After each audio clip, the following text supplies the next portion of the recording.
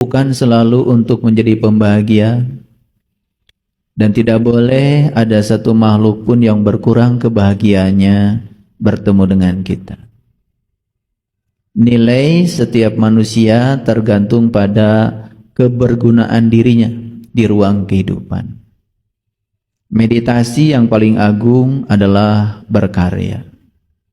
Meditasi yang paling agung bukan berdiam diri dalam gua, tapi meditasi yang paling agung adalah memberdayakan diri sebagai kepanjangan tangan semesta untuk menolong orang-orang yang butuh pertolongan.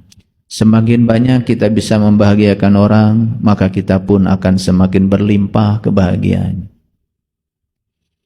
Ciri manusia paripurna bukan sekedar peduli kepada yang kelihatan, tapi juga selalu peduli kepada yang tidak kelihatan.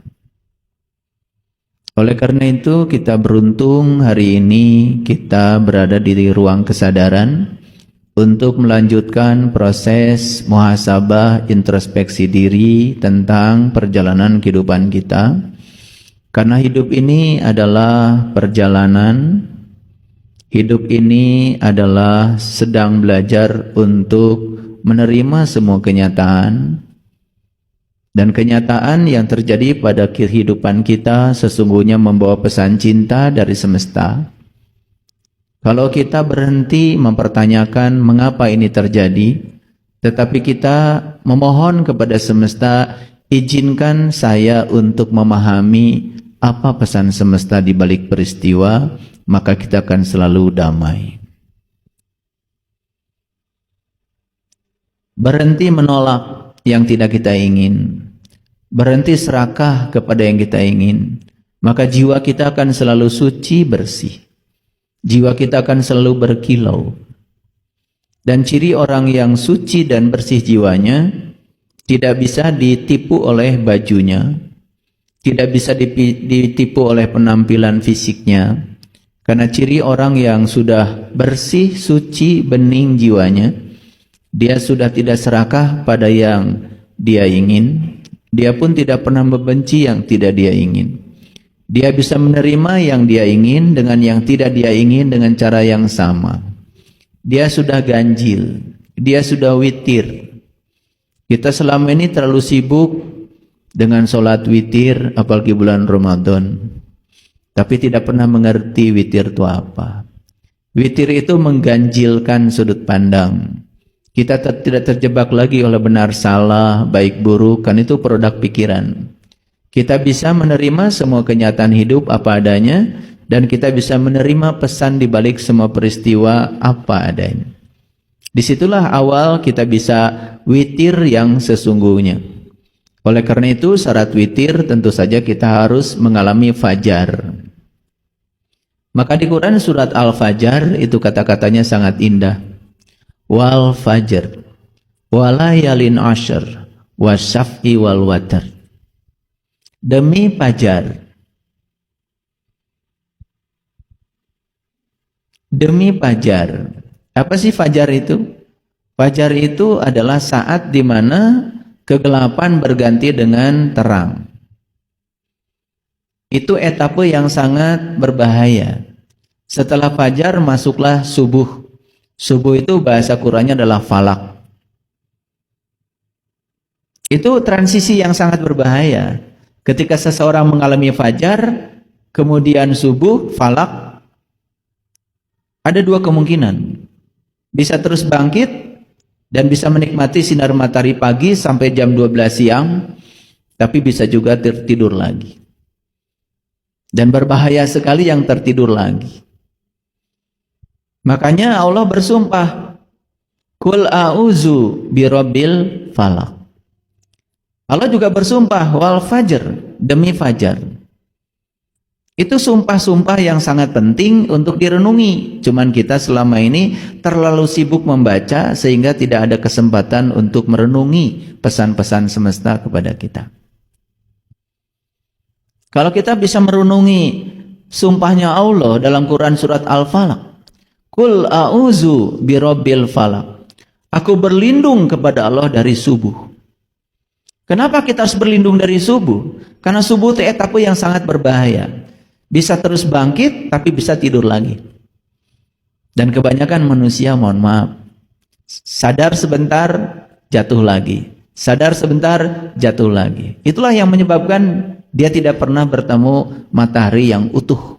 Karena tertidur lagi. Semoga kita setelah sadar, tidak tertidur lagi. Makanya kalau sudah memasuki Al-Falaq, dan kita sudah memasuki ruang kesadaran baru, maka kita akan sebentar lagi memasuki Qul a'udzu birabbin nas. Makanya kalau kita lihat perjalanan Quran itu sangat indah. Dibuka dengan surat Al-Fatihah. Al-Fatihah itu artinya Fataha, ya, artinya adalah pembuka. Pakai alif lam, Al-Fatihah itu artinya pembuka. Kalau pembuka itu artinya kata benda. Makanya kata benda itu pakai al kalau dalam bahasa Arab. Kalau bahasa Inggris pakai the. The table itu berarti kata benda. The chair kata benda. Nah kalau bahasa Arab pakai alif lam. Al-Fatihah itu istimewa, pakai alif lam. Jadi Al-Fatihah itu artinya adalah pembuka. Pembuka apa? Tentu saja yang harus dibuka itu yang tertutup. Pintu yang tertutup itu harus dibuka. Pintu yang sudah terbuka tidak perlu dibuka lagi. Jadi keadaan yang tertutup itu yang harus dibuka. Dan syarat untuk bisa dibuka tentu saja harus tahu kuncinya. Makanya Al-Fatihah itu sebetulnya adalah kunci pembuka. Apa yang harus dibuka? Lihat saja. Surat Al-Fatihah dibuka dengan huruf ba. Ba itu babun, pintu. Tapi ba juga artinya adalah Baitullah. Apa artinya Baitullah? Allah mengatakan, langit dan bumi tidak akan cukup menampung zatku, tapi kalbunya orang yang beriman, itulah sebenar-benarnya rumahku. Jadi sebetulnya Al-Fatihah itu adalah kunci pembuka rumah Tuhan yang ada dalam diri. Bukan rumah Tuhan yang buatan manusia. Bagaimana Tuhan ngengken wamanen pada manusia untuk membuatkan rumahnya? Dan Tuhan sudah membuat lokus tersendiri sebagai tempat tinggalnya. Makanya Allah mengatakan langit dan bumi tidak akan cukup menampung zatku, tapi kalbunya orang-orang yang beriman, itulah rumahku. Jadi kalau kita sudah bisa membuka ketertutupan diri dengan Al-Fatihah, makanya Al-Fatihah itu 7 ayat.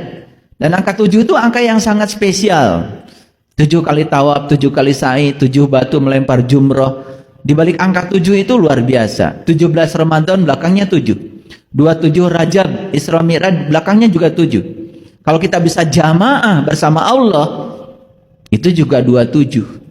Di belakang angka 7 itu banyak sekali rahasianya. Beruntung mereka yang sudah menemukan rahasia itu. Karena yang sudah menemukan rahasia itu, dia akan bisa melihat semesta dalam dirinya. Dan siapa yang sudah menyaksikan semesta dalam dirinya, dia sudah menemukan kebenaran.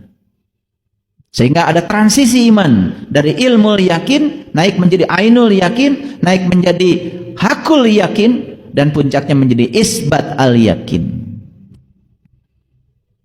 Isbat itu sudah jadi nama hari, namanya Sabtu. Sabtu itu hari isbat, hari keteguhan. Harinya orang yang sudah mendapatkan petunjuk. Makanya kita sering salah. Hari Sabtu adalah harinya umat Yahudi. Padahal Yahudi itu bahasa Arab dari kata hadu. Hadu itu orang yang dapat petunjuk. Jadi orang yang dapat petunjuk udah memasuki isbat. Setelah memasuki isbat, jangan keluar lagi dari isbat. Maka siapa yang melanggar hari isbat, ya fi sabti dalam bahasa Quran, maka aku akan jadikan dia kera yang hina. Sama jari-jarinya 10, sama kakinya 2, tetapi dia dalam pandangan semesta bukan lagi sebagai manusia, tetapi kera yang amat hina. Itulah pentingnya, begitu kesadaran sudah muncul jangan tidur lagi. Begitu kesadaran muncul tidur lagi, maka kita kehilangan al-falaq. Begitu al-falaq sudah lepas dari diri kita, kita tidak akan mendapatkan an-nas. Kita tidak akan menjadi manusia. Makanya lihat Quran itu dibuka dengan Al-Fatihah, masuk Al-Baqarah. Al-Baqarah dibuka dengan satu pernyataan yang sangat indah.